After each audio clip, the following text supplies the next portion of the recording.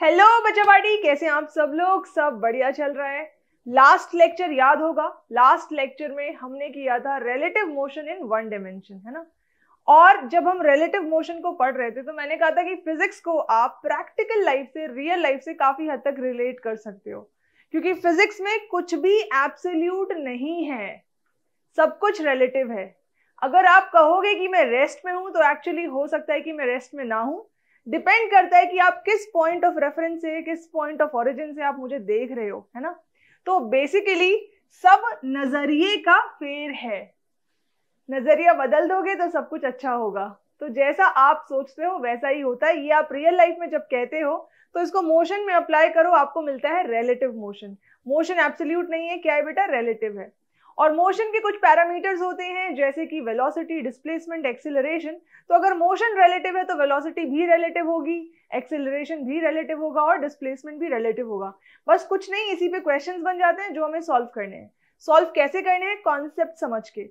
तो बेटा आज हम फिर से relative motion in one dimension ही करेंगे, इसका पार्ट 2 और पार्ट 3 भी करेंगे, जिसमें थोड़े थोड़े थोड़े करके हम एडवांस लेवल के क्वेश्चंस पे जाएंगे। और स्पेसिफिकली वो क्वेश्चंस आपके या तो नीट में आए हुए हैं या आने की गुंजाइश है।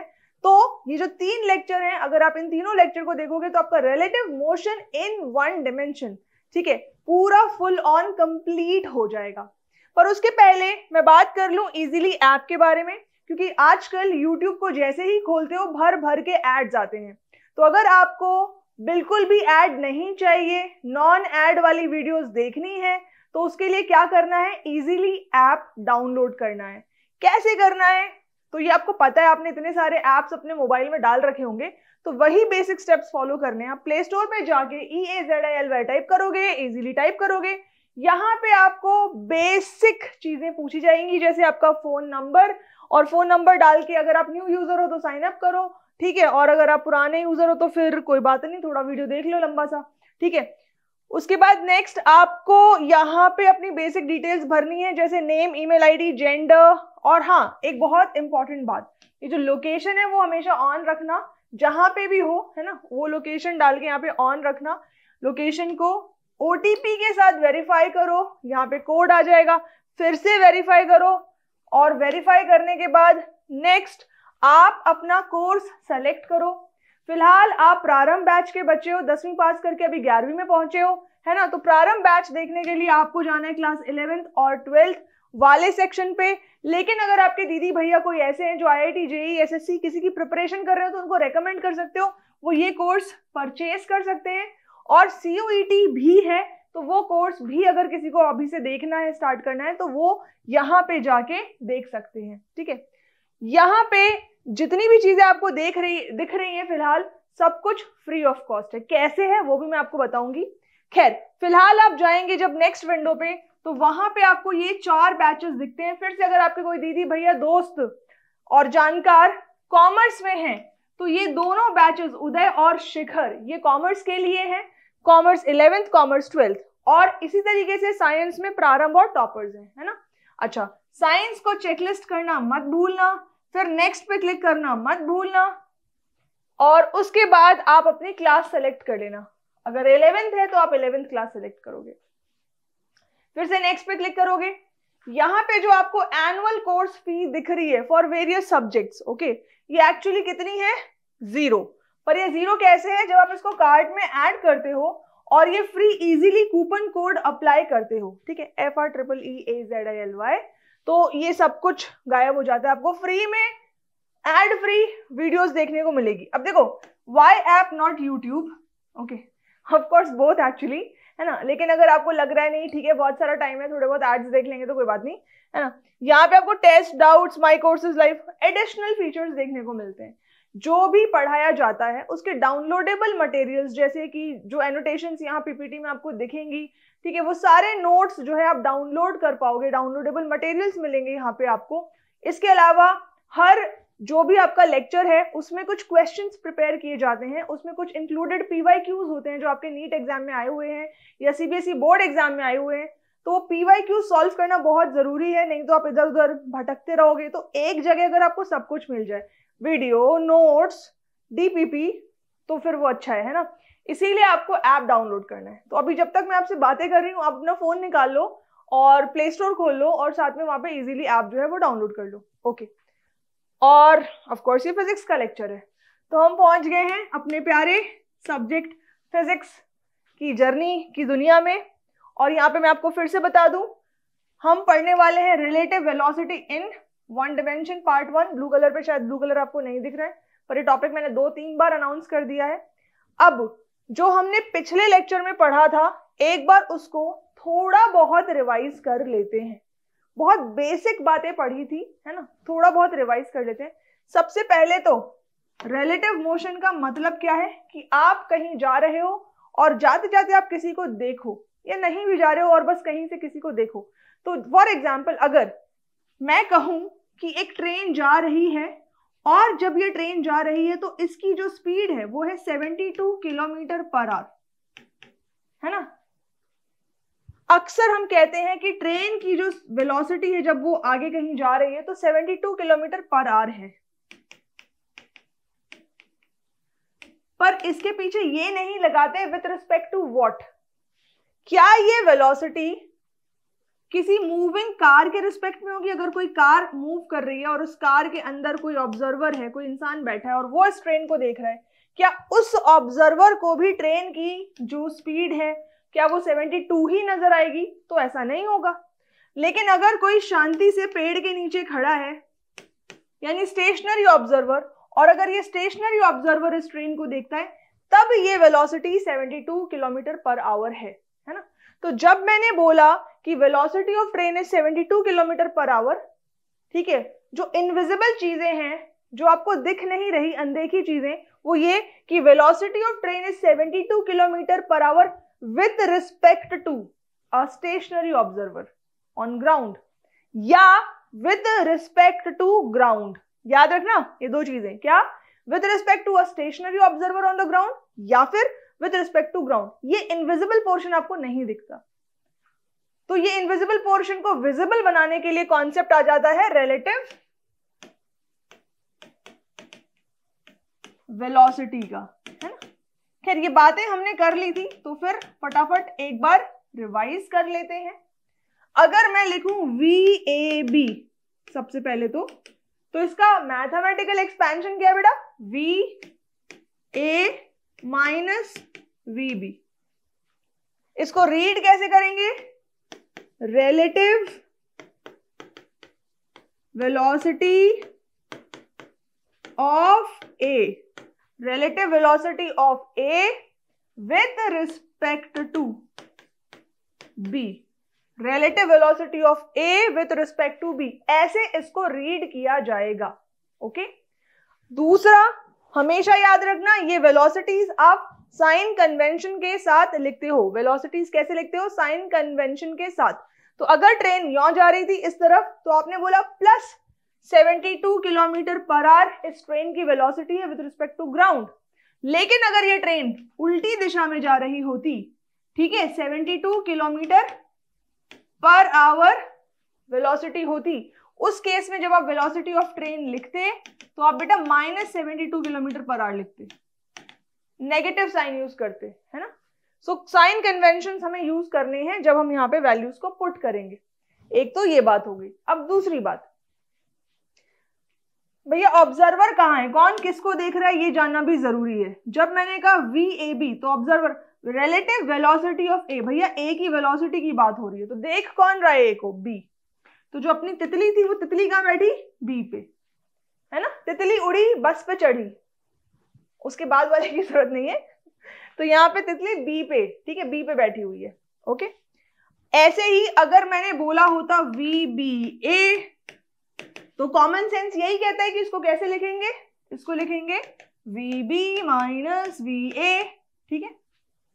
कैसे रीड करेंगे? Velocity of B with respect to A, ठीक है। विथ रिस्पेक्ट टू A का मतलब कौन देख रहा है और किसको देख रहा है? A देख रहा है B को, है ना। तो वही देखने वाली अपनी तितली है जो B को देख रही है।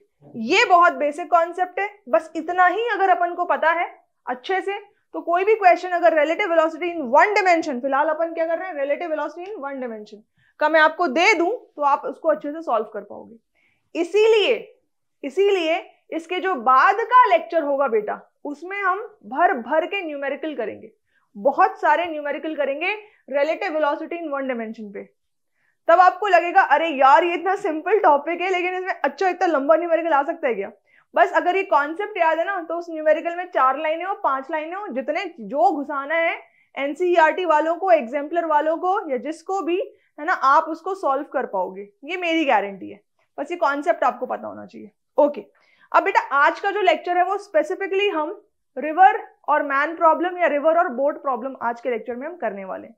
तो बहुत कॉम्प्लिकेटेड नहीं होगा, क्योंकि ये जो टॉपिक है ना बेटा, इजी टॉपिक है, लेकिन बच्चे इसमें बहुत सारी गलतियां करते हैं, इसीलिए मैं छोटे छोटे टुकड़ों में तोड़कर मैं आपको पढ़ा रही हूँ, है ना, ताकि बहुत बेसिक से आपको समझ में आ जाए। और फिर कोई भी एडवांस लेवल का क्वेश्चन, एडवांस से मेरा मतलब ये है कि किसी भी लेवल का क्वेश्चन अगर आ गया यहाँ पे तो आप उसे सॉल्व कर पाओगे। ठीक है, तो रेडी। कुछ ऐसे क्वेश्चन है ना बचपन में आपने करे, 10वीं क्लास में, 10th क्लास में आते थे, अपस्ट्रीम डाउनस्ट्रीम, है ना। तो नदी के बहाव की बात करते हैं। यहाँ पे मैंने थोड़ा सा डायग्राम वायग्राम बनाया, मेरी ड्राइंग थोड़ी अच्छी है, तो आपको समझ आ रहा होगा कि ये क्या है, ये एक आदमी है और ये कर क्या रहा है, ये पानी में तैर रहा है। ये पानी सपोज ये रिवर है ना। तो रिवर का जो बहाव है ना, अपन उसको 2 तरीकों से जानते हैं, एक होता है अपस्ट्रीम, एक होता है डाउनस्ट्रीम, करेक्ट। तो अगर मैं सिर्फ ये कहूं कि पानी स्टिल है ना, 3 टर्म्स यूज करते हैं बेटा, याद रखना। एक होता है डाउनस्ट्रीम, एक होता है अपस्ट्रीम, और एक होता है स्टिल वाटर। ये 3 चीजें होती हैं। तो यहां पे अपन किसकी बात नहीं कर रहे हैं, शांत पानी की बात नहीं कर रहे, स्टिल वाटर की बात नहीं कर रहे हैं। अपन बात कर रहे हैं कि या तो अगर डाउनस्ट्रीम है या अपस्ट्रीम है और उसमें कोई स्विमर है, कोई आदमी है जो स्विम करने की कोशिश कर रहा है, और वो भी 1 डायमेंशन में, ठीक है, तो वो उस पानी को टेढ़ा नहीं काट रहा है ना। जैसे ही 1 डायमेंशन वाला अपना पोर्शन रिलेटिव वेलोसिटी का खत्म हो जाएगा, जो अगला सेक्शन हम पढ़ेंगे वो होगा रिलेटिव वेलोसिटी इन 2 डायमेंशन। तो वहां पे जो आपको क्वेश्चंस देखने को मिलेंगे कि एक स्विमर है ना, उसको शॉर्टेस्ट टाइम में इस नदी को पार करना है, नदी का बहाव है, किस एंगल पे वो छलांग मारे, ठीक है, किस एंगल पे वो डाइव करके स्विम करे ताकि वो शॉर्टेस्ट टाइम में ये नदी जो है वो पार कर जाए। तो ऐसे क्वेश्चन आएंगे आपके पास रिलेटिव वेलोसिटी इन 2 डायमेंशन में, जो कि हम करेंगे इसके अगले लेक्चर में। मैं आपको देखो भूमिका बांध दे रही हूँ कि ये पूरा रिलेटिव मोशन वाला पोर्शन चल रहा है, तो कुछ मिस ना कर दो, दिमाग में बिठा के रखना कि भैया सब कुछ फर्स्ट लेक्चर से लास्ट लेक्चर तक देखना है, तो ये सॉलिडिफाई हो जाएगा कॉन्सेप्ट, ठीक है। हाँ, तो ये नदी यहाँ पे लिखा हुआ है, कुछ बातें पहले से मैंने लिख के रखी हैं ताकि आपको समझ में आ जाए अच्छे से। तो क्या लिखा हुआ है देख लो एक बार अच्छे से। सबसे पहले तो हम बात कर रहे हैं इस केस में डाउनस्ट्रीम की। तो डाउनस्ट्रीम में जो है नदी की, रिवर की जो वेलोसिटी है उसको अपन u मान लेते हैं, और जो आदमी है वो डाउनस्ट्रीम में छलांग लगा के जा रहा है। देखो एक तो वो तैराकी मार रहा है, ठीक है, उसकी खुद की भी स्पीड है और नदी भी उसको उसी दिशा में बहा रही है ना, लेकर जा रही है। तो बेसिकली जाहिर सी बात है, इसमें कॉमन सेंस अपन को लगाने की कोई ज्यादा जरूरत नहीं है, समझ रहा है, सुन के ही समझ रहा है कि जो आदमी है उसको तैरना आसान होगा, क्योंकि नदी भी तो उसी को उस दिशा में बहा रही है ना।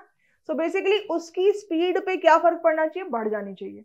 तो यहाँ ध्यान देना बेटा, जो वी आर बोले तो रिवर की डाउनस्ट्रीम में जो स्पीड है वो u है। अब यहाँ वेक्टर लगा दिया मैंने, तो मैंने प्लस लिख दिया, ठीक है, ओके। अपस्ट्रीम में अगर हम इसको लिखते तो माइनस u लिखते। अपस्ट्रीम में साइन कन्वेंशन क्या यूज करते हैं, रिवर वाटर की स्पीड के लिए माइनस, ओके। अब बात करते हैं VMR की। तो मैन की रिवर के रिस्पेक्ट में जो वेलोसिटी है, मान लेते हैं कि वो कितनी है, v है, ठीक है। ध्यान सुनना, नदी बह रही थी डाउनस्ट्रीम, उसकी वेलोसिटी अपन ने u मान ली, डाउनस्ट्रीम के लिए साइन कन्वेंशन प्लस ले लिया, ठीक है। अब आदमी की खुद की एक स्टिल वाटर में तैरने की स्पीड होती, मैन की स्पीड होती कुछ स्टिल वाटर में तैरने की, लेकिन नदी के बहाव ने उसके तैरने की स्पीड को बढ़ा दिया, है ना। तो जो भी अब जो उसकी वेलोसिटी है विद रिस्पेक्ट टू रिवर, इसको अपन ने क्या मान लिया, v, क्या मान लिया, v। और जब वो डाउनस्ट्रीम में जा रहा है तो डाउनस्ट्रीम की डायरेक्शन में ही जा रहा है, डाउनस्ट्रीम को अपन ने साइन कन्वेंशन पॉजिटिव दिया, तो यहाँ पे प्लस लिख देंगे, ओके। बात करते हैं वेलोसिटी ऑफ मैन की। भैया अगर मैं बात करूं VMR को आप कैसे लिखोगे, तो आप लिखोगे VM vector minus VR vector, ऐसे लिखा जाएगा। तो VM क्या हो जाएगा बेटा, VM हो जाएगा VMR वेक्टर, ठीक है। प्लस वी आर वेक्टर, इसको ऐसे लिखा जाएगा। और ये जो वी एम आर वेक्टर है, वी एम आर वेक्टर कितना है बेटा, वी है, ठीक है। वी आर वेक्टर कितना है बेटा, यू है। तो आपको याद रखना है कि जो मैन की डाउनस्ट्रीम में जो वेलोसिटी है बेटा कितनी है, ये देखो u प्लस वी। बस इतना बेसिक सा कॉन्सेप्ट है। तो डाउनस्ट्रीम की जो स्पीड है वो u, ठीक है। मैन की विथ रिस्पेक्ट टू जो रिवर हो गई वो कितनी हो गई, v, और अगले मैन की कितनी हो गई, u प्लस वी। ओके, इसी तरीके से अगर हम बात करें अपस्ट्रीम की, अब मान लेते हैं अपस्ट्रीम की बात करते हैं, ठीक है। अगर नदी में अपस्ट्रीम है और जो मैन है ऑफ कोर्स वो नदी की दिशा के उलट जा रहा है, उल्टे जा रहा है, तो यहाँ पे देखो वेलोसिटी की डायरेक्शन इधर हो गई है ना, बहाव इधर है, बहाव इधर का है, तो जो u है वो कैसा लिखा जाएगा, यहाँ पे रिवर की स्पीड को कैसा लिखा जाएगा, माइनस यू। इधर के बहाव को प्लस यू, तो इधर के बहाव को अपन क्या लिखेंगे, माइनस यू। अब बहाव के उलट जा रहा है आदमी, तो जाहिर सी बात है कि आदमी को जो नदी है वो रोकने की कोशिश कर रही है, करेक्ट। तो VMR velocity of man with respect to river जो है, velocity of man with respect to river क्या हो जाएगी बेटा, मान लो v है, साइन कन्वेंशन क्या यहाँ पे यूज होना चाहिए, प्लस। अब ये कैसे मैम, क्योंकि velocity of man with respect to river, आदमी अभी भी इधर ही जा रहा है ना, आदमी जा तो डिस्प्लेसमेंट तो आदमी का इधर ही हो रहा है, ठीक है, इसीलिए यहाँ पे प्लस आएगा। ये क्यों नेगेटिव है, बहाव इधर का है, तो ये डायरेक्शन अपन नेगेटिव ले रहे हैं और ये डायरेक्शन अपन पॉजिटिव ले रहे हैं, ठीक है। कम हो गई, आदमी की स्पीड कम हो गई, लेकिन जा तो इधर ही रहा है, इसीलिए यहाँ पे प्लस है। ओके, फिर से देखो, जब bm लिखेंगे तो कैसे लिखेंगे, vector vmr plus vector vr, ऐसे लिखा जाएगा। और वेक्टर vmr कितना है बेटा, v है, वेक्टर vr कितना है बेटा, u है। तो बस ये सिंपल सा कॉन्सेप्ट है कि जो मैन की अपस्ट्रीम में, किसमें, अपस्ट्रीम में, ठीक है, मैन की वेलोसिटी कितनी हो जाती है, v माइनस यू हो जाती है, बस इतना सा कॉन्सेप्ट है। अब अगर आपको ये कॉन्सेप्ट समझ में आ गया तो एक सवाल करते हैं इस कॉन्सेप्ट के ऊपर। Let us do a question, ठीक है, पढ़ते हैं। A swimmer can swim with velocity v relative to water. तो बोला है कि जो स्विमर है उसकी वाटर के जो रिलेटिव वेलोसिटी है वो कितनी है, v है, ठीक है, वो v है। आगे बोला ही jumps in a river having velocity of flow u, नदी के पानी के बहाव की स्पीड बेटा u है, ठीक है। If he swims d distance down stream, ठीक है, ये डिस्टेंस हो गया अपना d, वो डाउन स्ट्रीम स्विम करता है,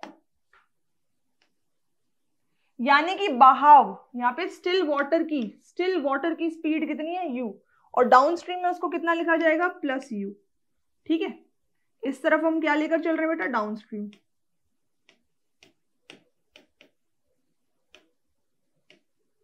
okay, if he swims d distance downstream and returns back to the original position, वो a से b को चला और b से a को वापस आ गया।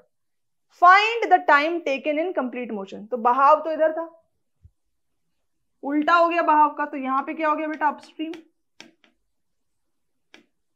तो यहां पे हो गया अपस्ट्रीम। सो बेसिकली वो d डिस्टेंस डाउनस्ट्रीम जा रहा है और d डिस्टेंस अपस्ट्रीम जा रहा है, तो अपस्ट्रीम में यहाँ पे माइनस u लिख दिया जाएगा, ठीक है। तो हमें पहले से ही पता है कि डाउनस्ट्रीम की अगर बात करी जाए तो वेलोसिटी ऑफ स्विमर, ठीक है, वेलोसिटी ऑफ स्विमर यहाँ पे कितना लिखा जाएगा, डाउनस्ट्रीम की बात करी जाए तो v प्लस यू लिखा जाएगा, और अगर अपस्ट्रीम की बात करी जाए तो इस केस में वेलोसिटी ऑफ स्विमर कितना लिखा जाएगा, v माइनस यू लिखा जाएगा। तो ये तो हमने पहले ही देख लिया था, पढ़ लिया था। बोला है सवाल में find the time taken in complete motion, complete motion में बेटा कितना टाइम लगा, डाउनस्ट्रीम जाने में मान लो कि t1 टाइम लगा, अपस्ट्रीम आने में मान लो t2 टाइम लगा, तो टोटल टाइम कितना हो गया, t is equals to t1 plus t2 हो गया। कितना हो गया, t1 प्लस t2 हो गया। t1 को कैसे लिख सकते हैं, time is equals to distance by speed, तो डाउन स्ट्रीम में स्पीड कितनी थी बेटा, v प्लस यू, T2 को d upon v minus U, बस d upon v plus U और d upon v minus U को सॉल्व करना है तो करते हैं, d upon v plus U, ठीक है, plus d upon v minus U, d आप कॉमन ले लोगे, ब्रैकेट में v minus you plus v plus you, नीचे v square minus you square हो जाएगा। बहुत सिंपल सवाल है ये, है ना, ये u से u कैंसिल हो गया, तो कितना आया, v और v 2v, तो 2dv upon v square minus you square, ये आ गया टोटल टाइम। तो अगर एक मैन अपस्ट्रीम और डाउनस्ट्रीम दोनों कवर कर रहा है तो उसको टोटल टाइम कितना लगना चाहिए, 2d। अब v क्या है बेटा, v है velocity of man with respect to river, velocity of man with respect to river, और v आप पॉजिटिव ही लेते हो, नीचे के दोनों टर्म्स आपके पॉजिटिव ही है, v square minus you square. Okay fine. तो अगर इस पे कोई न्यूमेरिकल वैल्यू देकर क्वेश्चन आ जाता, मान लो वेलोसिटी दी हुई होती, तो बेसिकली ये आपका फॉर्मूला बन गया। Add this to your formula bank, add this to formula bank, कि अगर सवाल में आपको न्यूमेरिकल वैल्यू दी होती और अपस्ट्रीम डाउनस्ट्रीम दोनों एक बार में कोई मैन या स्विमर कवर कर रहा होता, तो आप सीधे फॉर्मूला लगा के वो वैल्यू कैलकुलेट कर सकते हो। ओके बच्चा, तो चलो ये एक और सवाल अब करते हैं। Given velocity of boat with respect to water VBW is equals to 5 kilometre per hour. अब इस क्वेश्चन में डिफरेंस क्या है, पहले आपने मैन और रिवर के प्रॉब्लम करें, आपको बोट और वाटर का आ गया, सेम चीज है ना। जैसे मैन जो है अपनी एफर्ट्स लगा के स्विम करता तो उसकी खुद की वेलोसिटी होती, वाटर की वेलोसिटी होती, तो डाउन स्ट्रीम में रिलेटिव वेलोसिटी देखते, अप स्ट्रीम में रिलेटिव वेलोसिटी देखते। ऐसे ही बोट है, मोटर बोट है, वो भी एक स्पीड के साथ जा सकती है, उसकी खुद की स्पीड होगी, रिवर की स्पीड होगी, है ना। तो फिर डाउन स्ट्रीम और अपस्ट्रीम में क्या हो जाएगा बेटा, अपन रिलेटिव स्पीड देखेंगे। यहाँ पे बोट को आप मैन मान लो, सेम कॉन्सेप्ट के साथ इसको आपको सॉल्व करना है, ठीक है, देखते जाओ। सो बोला है given velocity of boat with respect to water, यहां मैं लिख दूं VBW is equals to 5 kilometre per hour दिया हुआ है। At t equals to 0 while going downstream, the boat passes through a piece of cork. T is equals to 0 पे, यहाँ पे सपोज ये बोट है, ठीक है, with a man in it, से यहाँ पे कोई piece of cork है, ये इसको पास करती है। एक और लाइन लिखी हुई है while going downstream, तो यहाँ पे जो बोट है बेटा वो डाउनस्ट्रीम जा रही है ना। तो यहाँ पे वाटर की जो डाउनस्ट्रीम स्पीड है इसको अपन ने प्लस यू ले लिया, यहाँ कोई कंफ्यूजन नहीं। Okay, if it turns back at time t equals to t1, जाते जाते किसी time t equals to t1 पे, जो कि मेंशन्ड है 30 मिनट, ठीक है, बोट जो है यहाँ पे इस टाइम पे टर्न होती है, ठीक है।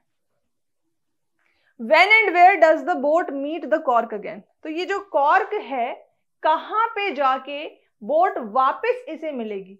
देखो, जब बोट डाउनस्ट्रीम में जा रही थी, है ना, बहाव डाउनस्ट्रीम है, तो कॉर्क भी उस बहाव के साथ बहेगा।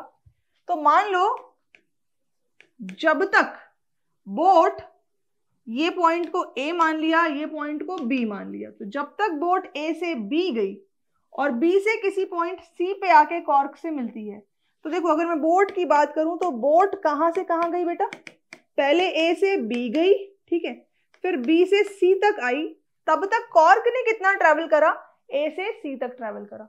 तो C वो पॉइंट है जहां पे बोट कॉर्क से आके मिलती है। तो बोट ने टोटल कहां कहां कितना टाइम लिया, A से B तक जाने में T1 टाइम लिया, और B से जब बोट वापस आ रही है तो यहां पे मान लो कि बोट ने T1 डैश टाइम लिया। लेकिन B से C जब आएगी बोट, है ना, तो B से C तक जब बोट आएगी, यहां ध्यान देना बेटा, रिवर की अगर बात करें, है ना, किसकी बात करें, रिवर की, तो यहां पे तो बोट बेटा डाउनस्ट्रीम आ रही है, क्योंकि रिवर का फ्लो इधर है, फ्लो तो इधर था, है ना।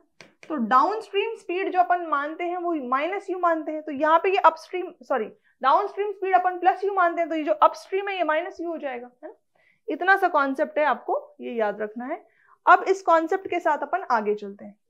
एक बेसिक जो आप यहाँ पे इक्वेशन लिख सकते हो इस प्रॉब्लम को देखकर, वो ये कि A से B तक का जो डिस्टेंस है बराबर होगा AC प्लस BC के। ठीक है, इस इक्वेशन को आगे समझते जाओ। A से B बोट ने ट्रेवल करा।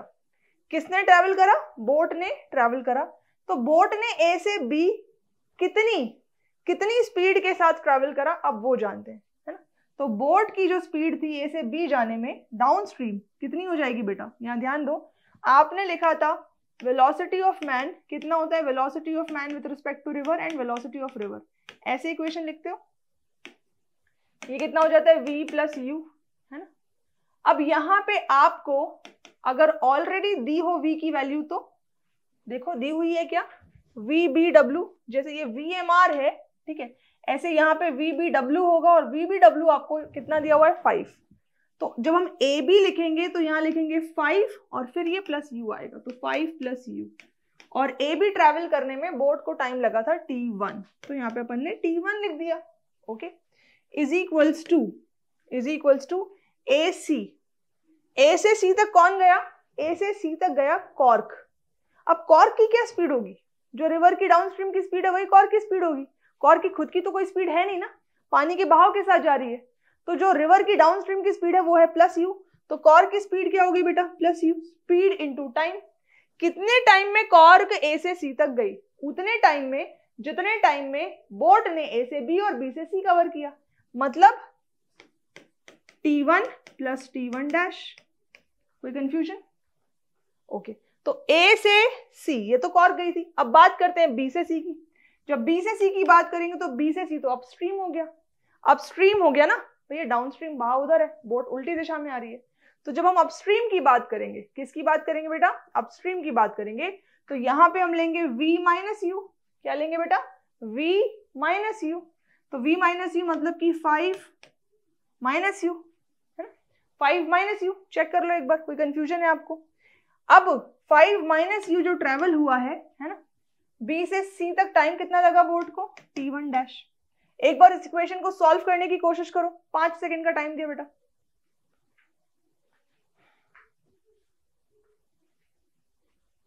सोच लिया? 5 सेकंड का टाइम ले लिया। ओके,